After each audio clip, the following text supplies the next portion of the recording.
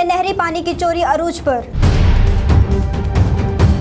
महकमा हार के ऑफिसरान और अमला ने हेड मलकानी से निकलने वाली नहर 3L को करोड़ों में बेच डाला।